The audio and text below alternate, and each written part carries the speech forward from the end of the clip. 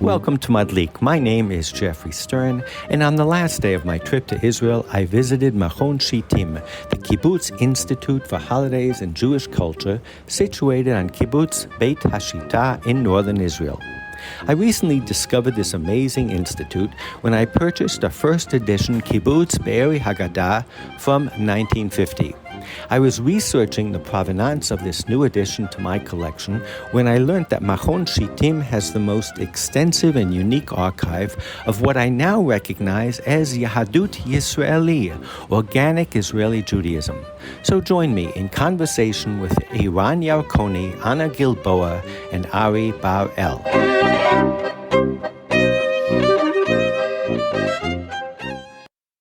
So this place, this archive was established by a man called Aryeh Ben-Gurion. Aryeh Ben-Gurion was the nephew of the first Prime Minister of Israel.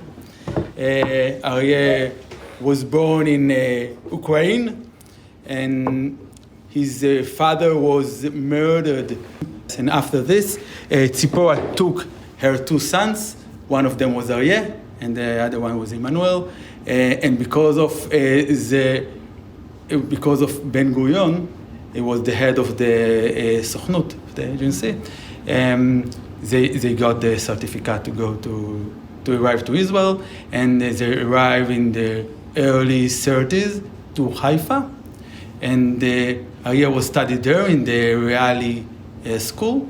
And after he finished 12 years, he decided that he wants to be a pioneer. He was a part of the youth movement, the one who settled in Beit Hashita. And because he was the one who graduated 12 years at school, the only one who graduated 12 years, they said, okay, you graduated, you will be the educator in our kibbutz for the first group that was born here. Because Aryeh got the job of the educator from the perspective of an educator, he started to collect answers how to deal with the first generation of young Jewish who were born in Israel. But you know that kibbutz was the first Jewish settlements without a synagogue, because they had Cheder Ochel, and they had maybe the in club. 2,000 years. Yes, the first. So he looks for the right way how to connect them to the roots and to the tradition from one hand. From the other hand, they were seculars. He wanted them to stay secular, and he started to find the right combination how to deal with this. And from this perspective of an educator, he started to collect answers for different other educators from other kibbutzim. And he collected. Actually, he collected most of his life. And when he died on the latest 90s, he left behind more than 1 million documents. Now, all the documents are deals with a culture that was created in the different kibbutzim, with two sections: a section of holidays of the year cycle, and a section of ceremonies of life cycles. Okay. And this is what we have here on the upper floor, and we will show you later. So this is the story, the short story of this place. I will tell that in the early 2000s, this, after a hard decade of this kibbutz, of this community, they decided to quit from the responsibility of this archive, and then we heard about it, and a minute before they decided to throw it away, we said, okay, there is... Who's we? We. Okay, yeah, it's a long story, but we were from a youth movement. We were elder, but we were a youth movement. We call them Machon Shittim, and we already settled in Naran to create an elder movement for our groups after the army, and we were seeking for missions to do and to create for the society in Israel, and to renew the ideas and the ideals of the kibbutz movement. And from this area, with this scope, we heard about the story about this place, and we knew our year before, and we decided to take the responsibility on this place, because we understood that this is kind of a treasure trove, that according to all the challenges of the Israeli society, here there are a lot of answers that can be relevant. So we start to open it, and we found that it's much bigger than we thought, because to open a trove with 1 million documents, it takes years. And also to build for us a place in schools and in army, and we will tell you about it later. So it takes years, but this is what we are doing here. Now let's start to talk a little bit about the Haggadot, because this is what you came. Well, I can just say that as someone who comes from the Golah, but especially America, where there were so many variations of Judaism, and you come to Israel and you see the monopoly of the Orthodox, and more importantly, the Chilonim, who when they look for spirituality, they might go to what they call Hodu. They look elsewhere because they've been robbed of alternatives. And then you look at things like conservative Judaism and Reform Judaism, and you say that they might work in America, but why would they work here? Because they weren't grown here. They're exports from outside. And what excites me about the kibbutz and what you saved is that this was an organic creation of Israeli chilutzim, secular, of their interaction with Judaism. And I think that's the value of this archive, and what you're doing is extremely important. If I can just add? Yes. Okay, so my name is Ari, and I'm one of the archive staff, one of the members of the archive staff. And just referring to what you said, I came here about 2 or 3 years ago, so I'm not from Machanot Ha'olim, which is, Eran didn't say it, but as an outsider I can say it. This is, in a way, the new avant-garde of the kibbutzim. They are the ones that now think in these terms of contributing to the society as a whole, etc. But when I came here, and this is not the areas. What is your background? I'm a historian, and I wrote my PhD on David Ben-Gurion's attitudes and policy towards science and technology. So Zionism, I taught about Zionism, so that was close enough to come here. And when I came here and I saw this, the second thought I had, that this is like a fourth church of Judaism. If you've got Orthodox and you've got Reforms and Conservative, this is in a way a fourth church. And I think that connects to what you've... Not a church, a stream. How do you say it? But how do you... Okay, so... It's a stream, kivun, or... Zerem, yeah. The reform started in Germany. The reform is... In America, we call them movements. Movements. So this is the fourth. Unfortunately, some of the movements don't move very often. Okay. But they're supposed to be movements, and we have Reconstructionism, we have Kabbalah Judaism. The Yahadut has been a petri dish of alternative ways. Okay. And Israel, unfortunately, has been robbed of that. And so, certainly, whether it's a fourth or, I think it's unique, is what you can definitely say about it. I heard your podcast, so I know you would agree with us that this is a remarkable a remarkable culture and a remarkable thing. And as Eran said, this is not a usual archive.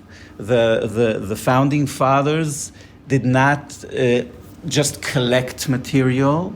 The main job was to do cultural job and educational job. So it's they didn't do. I mean, in archive terms, you would find Aryeh Ben-Gurion cutting papers and doing all documents, but he had a mission of educating and spreading this kind of Judaism, and this is why this archive is organized differently than classical archives. The classical archive would be organized around the principle of provenance. Origins. Okay, so if you document an organization, that the archive would document as it is, all the different divisions inside. And most archives this is the classical archives. This archive is a thematic archive. So it follows the needs of this cultural activist, and the needs were: I need material for holidays, I need material for life, all kinds of life ceremonies, and I need material to document the kibbutz as it evolves. So these are our three main fonds or sections. That would be the circle of the year, or the year circle of life, and kibbutz culture. And then within these sections, we will have, if it's the year, the circle, so it's the different holidays, and the circle of life would be the different life ceremonies, birth, death, and all that. Kibbutz culture, and then we have different kinds of material within this different sections. I'll give you some of them, but the first one, which is maybe the prime material, I don't know what the translation in English, so maybe Jeffrey. Masechtot Chag. Masechet Chag. So Haggadah is a Masechet Chag of Pesach. But this kibbutz, or the kibbutz movement, had developed Masechtot for many holidays. It's like the program, like the description of the holiday. Tractate is a Masechet. They're using a word that comes from the Talmud. Yes. That's right. Exactly. Yeah. Okay. And the idea is, if you look on YouTube, you see that for Shavuot and Pesach, they had programs. Mm-hmm. If you have programs, you have people writing texts, and right. You have people writing songs, and so what you're saying is that it was grouped into... So the Masechet is taking all these parts and putting it into one... Like a ceremony. Yeah, one ceremony with all the instructions how to do the ceremonies and the content. So this is that would be the prime material in a way, and the Haggadot Pesach is the prime of the prime, and then we would have you can vision it as parts of this Masechet. We'll have sections dealing with blessings and all kinds of ceremonies, but They had a tekes. Yes. They had a ceremony. And because they were kibbutzim, they weren't in individual homes. They were typically all That's public. right. So even it's a form following function.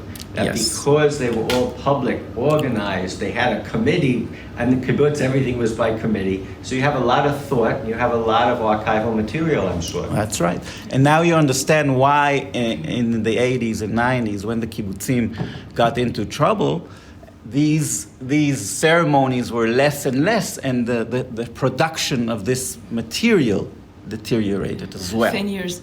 So again, form and content. Exactly. That's the. And then they would have there is a section about sources, different sources, biblical or from Mishnah, Talmud, or from Chalutzim. And then thoughts and essays. That would be another.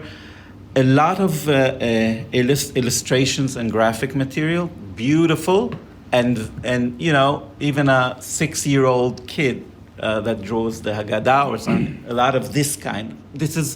The archive is from the milamata lemala, from the people.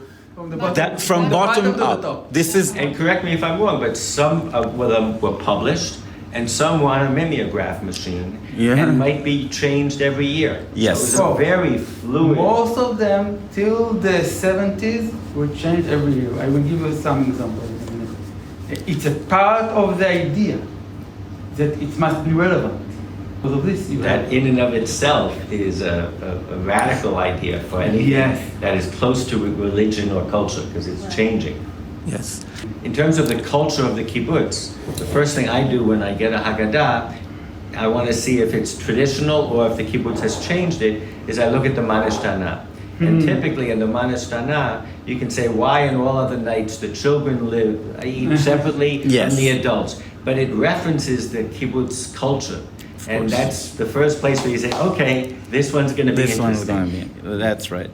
And there are other sections, other kinds of material. One more kind of material that might be interesting is the one that has two reports on the conduct of the holiday. Ben Gurion, in a way, Aryeh Ben Gurion was like a cultural, not dictator, but commissar, and he would ask every kibbutz to report what happened, what was good, what was bad, what worked, what didn't work, and following these reports, he would, I think some of the Haggadot they have conducted later, they have set up later, referred to that, and many of their publications were then. So this is a very interesting, and the other interesting kind of material is ideas, and suggestion how to celebrate a holiday. Yes, the traditional Haggadah is based on midrashim, and the kibbutz Haggadah based on the Bible. On the Bible. On the Bible. Tanakh. Yes, Sefer Shmot, Exodus, and Sefer Dvarim. How you say Dvarim? The name? Deuteronomy. This one. Wow. This one. No? Both of them are the basics. Why? Because they understood that what we missed in the traditional Haggadah is the story. And they wanted to bring the story back into the Haggadah. Because this is the main command of the Seder, to tell the story of Exodus from Egypt. So they brought the story into the Haggadah. The two parts of the story, the part of the slavery and the part of the Exodus. I want to show something interesting. The main midrash of the traditional Haggadah, it's called Arami Oved Avi. Arami Oved Avi, it's a paragraph from Sefer Dvarim. Deuteronomy. Sefer Dvarim.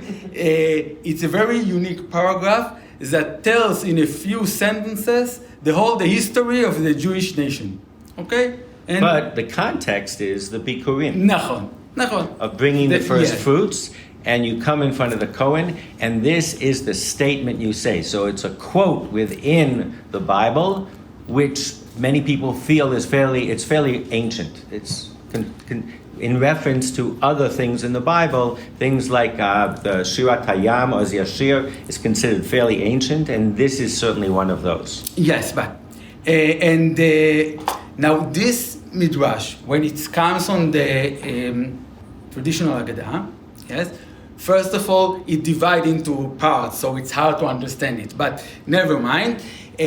Its ends, yes, it's God. וירד מצרימה ויגרשם במתי מעט ויש שם לגוי גדול עצום ורב וירא אותנו מצרים ויענונו. This is all quote from דברים. It's like in the origin. ויתנו עלינו עבודה קשה ונצעק אל אדוני אלוהינו אבותינו וישמע אדוני את קולנו וירא את עוניינו ואת עמלנו ואת לחצנו ויוציאנו אדוני ממצרים ביד חזקה ובזרוע נטויה ובמורא גדול ובאותות ובמופתים.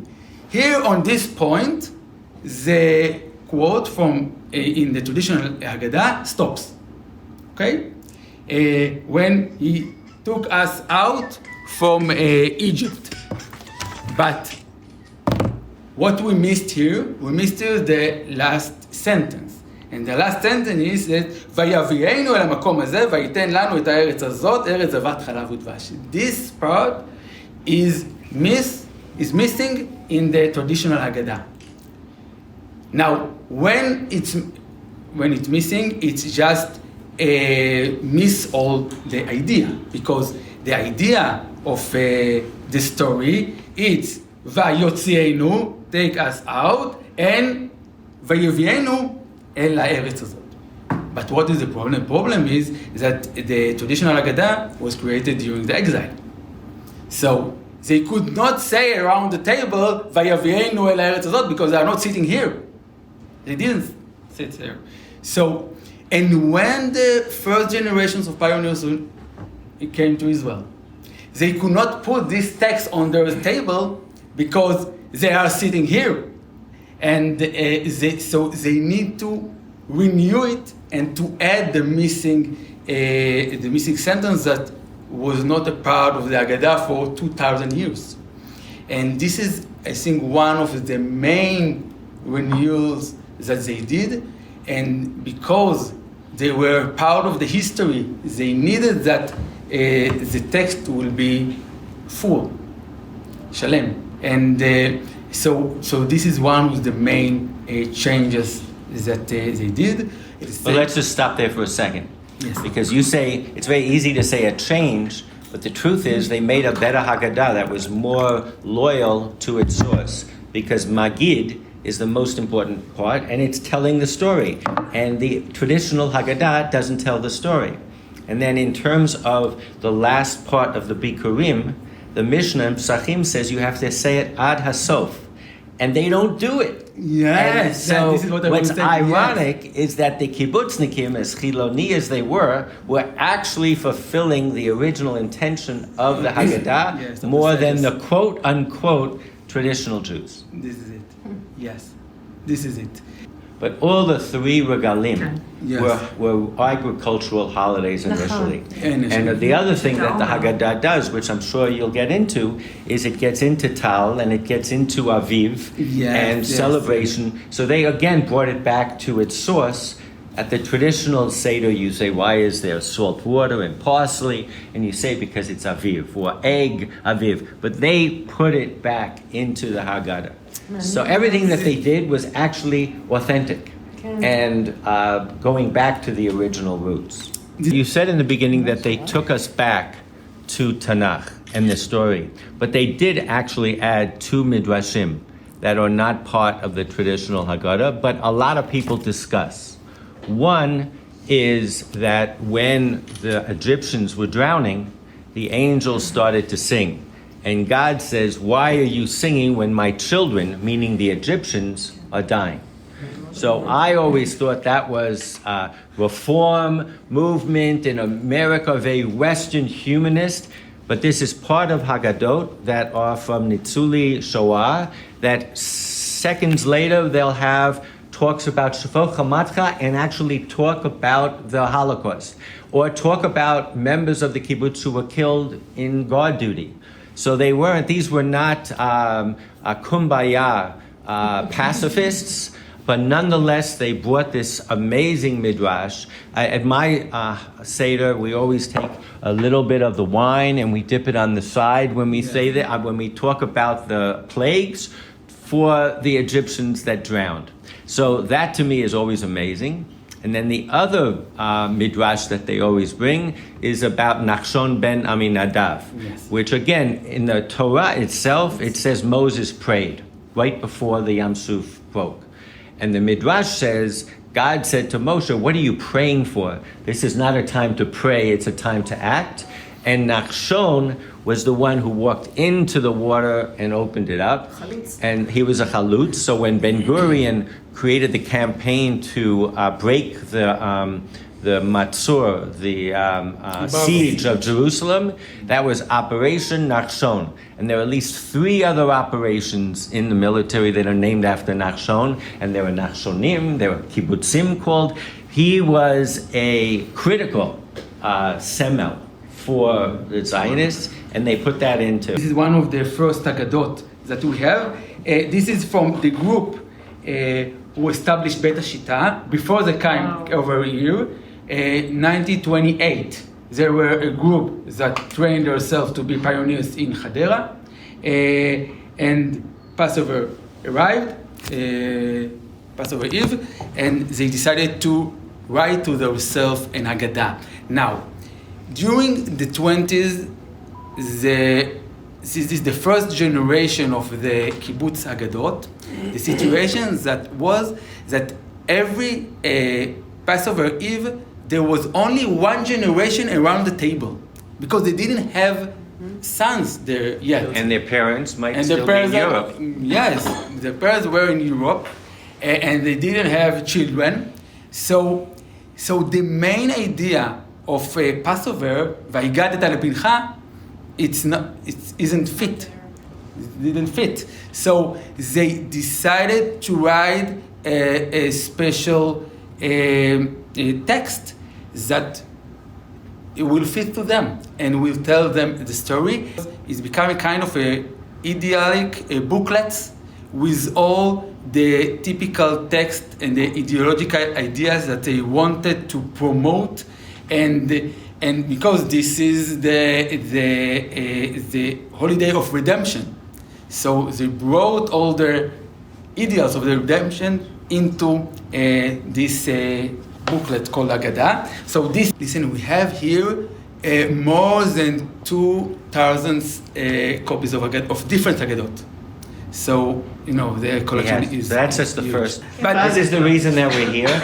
I buy Haggadot at auction, and I bought this year the first edition of the Haggadah from Be'eri in 1938. So I have this at home, and I looked at the notes that came with it from the auction house, and it was the first time I learned about your institute. It's crazy that I hadn't heard about it before, but this is what brought me here. So we were wondering.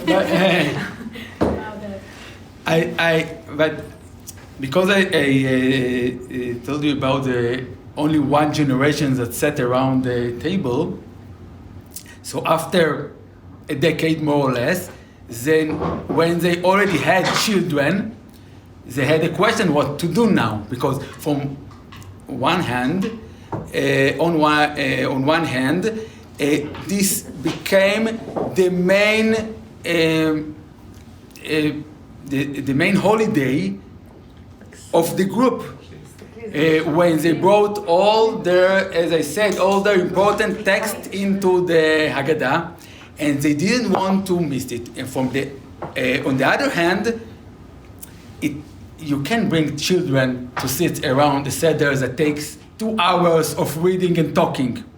So they had to decide if they are going to quit from their Seder or find a different solution. And they found a radical solution that during the Passover Eve, they will separate from their children. And they created a Haggadah for children. And you can see here the story from Sefer Shemot, from Exodus. And you can see here all the symbols of the Seder, just for children.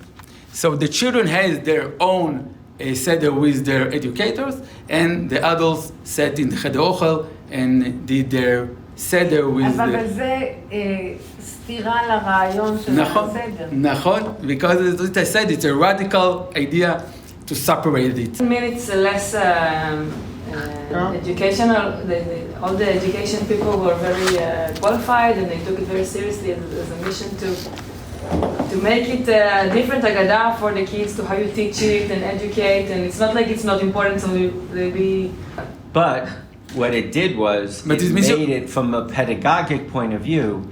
If a typical kid sits through the traditional service, they get nothing. And so they realized that, we'll get to another part of the Haggadah, the 4 children. In the Kibbutz Haggadah, you see different types of pictures. You see the Rasha sometimes dressed as a bourgeois in a suit and tie, like a yekka. And the Chacham doesn't study books, He's out in the fields. So there's all using it for teaching, and that is a great segue into what this institute does, whereas it's not just historical data here, it's how do we continue the pedagogy, the teaching of what was behind the Haggadah. We talked before about the Man Ishtana. Yeah. This is from 1915. Gvar Am is one of the kibbutzim that today is still evacuated. And you can see about the Man Ishtana here. מתי תשובנה כל גלויות ישראל? When all the Jews will come to Israel. Why we held weapon? למה אחזנו בנשק? מתי ישרור שלום בארצנו ובעולם כולו? When will okay, this is from the 50s. Because they said that if we have an opportunity to ask question, we need to ask the most difficult questions. Yes. Yes. Banalic and difficult. So last year, when the demonstrations were going on, they created a Haggadah. Yes. But they used the traditional Haggadah and they supplemented it. And it was such a lost opportunity. Yes. But it's because to write a Haggadah like this, you have to be very knowledgeable. And the kibbutznikim were very knowledgeable because they were just one generation away from very strong Jewish learning. And you need the communities that will come with you. And I think this is it, because people are afraid not to use the traditional Haggadah, or I don't feel comfortable with this. And this is something that you have a large community. And they don't feel comfortable changing it. Yes. The joke about Israelis is that the synagogue they don't go to is Orthodox. Yes. Or the God they don't believe in is Orthodox. Yes. As opposed to saying, that's your Judaism, this is mine. Yes. And they're afraid to change the Orthodox because somehow they think it's authentic. And they didn't have that problem. Yes. You mentioned rites of passage. How did the kibbutz handle marriage? Did they write their own ceremonies? Yes. We have. I mean, this is a part we haven't yet reached organizing, but they have their own ktubot and they have their own ceremonies. This is Haggadah for Independence Day. This is not for Passover.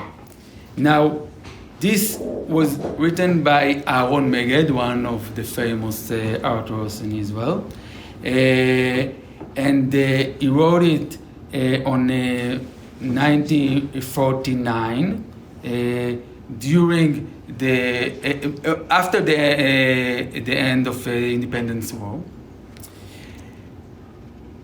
Now, one of the questions or one of the challenges he wanted to deal with is what will be the text of Independence Day, because he was afraid, and he also writes that if we will not have a text, this important holiday will be empty and we will stay only with the mangal. Okay, with the barbecue. With the barbecue. We're only with the like barbecue. July 4th in America. So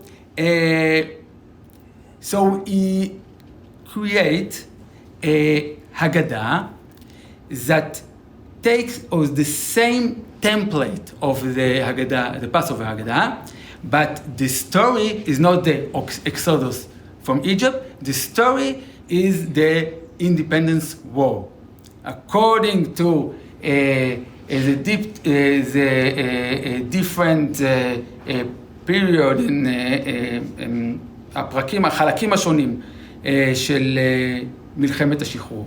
Now, this Haggadah was copied to Tzahal because the IDF, they asked for a text for Independence Day. But what happened in this Haggadah? He create on the same language of the Passover Haggadah. He create a new Haggadah. Now, one of the paragraph, it said, "Lo al yedei malach," yes, ולא על ידי שרף, ולא על ידי שליח, הקינו את האויב ויכולנו לו, כי אם על ידי צבא הגנה לישראל. Now, because of this, the Rabbanut of the IDF.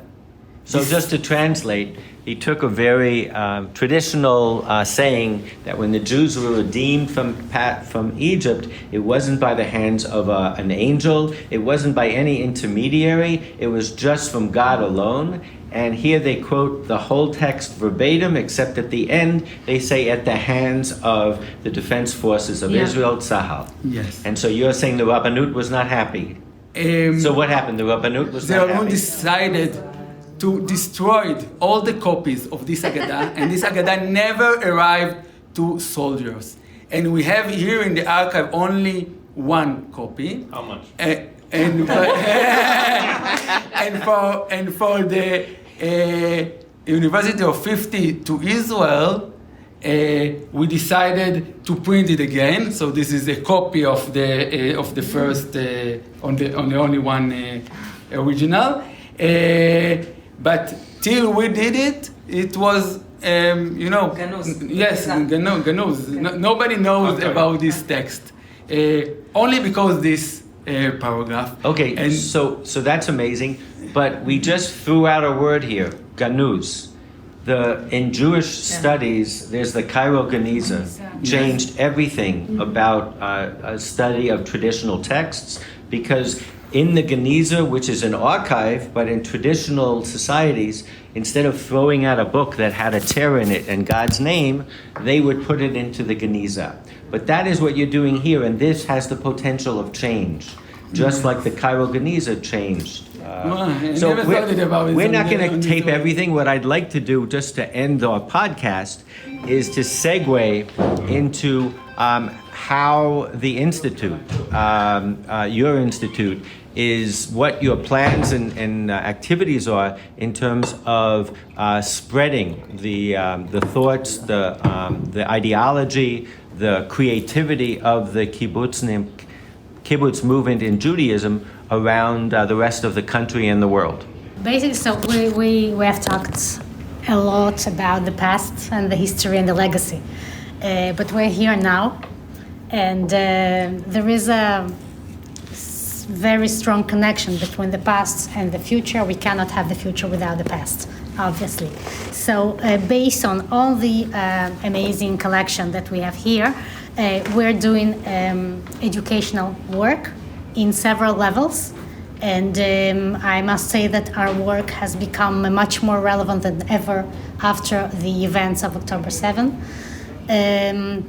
So just to name a few, and then we'll elaborate later, we work with educators and agents of change. So this is, for example, Army, IDF officers, and teachers, and cultural coordinators in the kibbutzim, and so we work with them to train them to bring into the study also humanistic and Zionist values and pluralism, also that so that everyone can find their own voice within the variety of Judaism. This is exactly what you were talking about, Jeffrey. So this is one level. Another type of work that we are about to do now is the restoring the resilience of the evacuated communities from Western Negev. And this is a new project that was we're launching now, actually, this Passover, due to the terrible events. And we're about to work with 12 communities that were kibbutz community that were evacuated from Western Negev and the Gaza envelope, and the ultimate goal of that is to bring them home eventually as a community, not just as individuals, with hope, with the values of settling the borders, of taking responsibility for this region, and healing and rebuilding. And this is something that you can do with means of culture and cultural work. And our work will be based on a unique model that we developed with the help of two leading mental health professionals on the field that deal with a post-traumatic growth. This is Dr. Miriam Shapira and Professor Belz, who are specialists in this field, how to implement cultural and Jewish Israeli texts and content in order to build resilience in a society that was really obviously very distorted and shaken up, to bring more cohesion, more feeling of belonging, of togetherness, and to build the communities back again from this abyss. I mean, everywhere you go, you see signs of B'yachad together. Right. Unity is so important, but to have unity, you need a safa meshutefet, Exactly. a voice. And our texts, since everybody, one way or the other, is going to be celebrating Pesach or Shavuot or whatever, it's the opportunity to bring us all together, which is becoming more and more important. So there's a exhibit that you're putting on in Palmach Museum in Tel Aviv that's opening up? Yes, we are participating in an exhibition, in a unique exhibition, and our part is the part of the Haggadot, that it will be open to the public, and in some of the evacuated community that the exhibition will travel to them and present them the collection, and also have some experiential activity for the community. Well, I'm sure that our Seders this year will be different than every other year. For sure. And what you're doing will enrich it, and I think even this conversation will enrich how we conduct our Seders this year. So thank you very much. Thank you.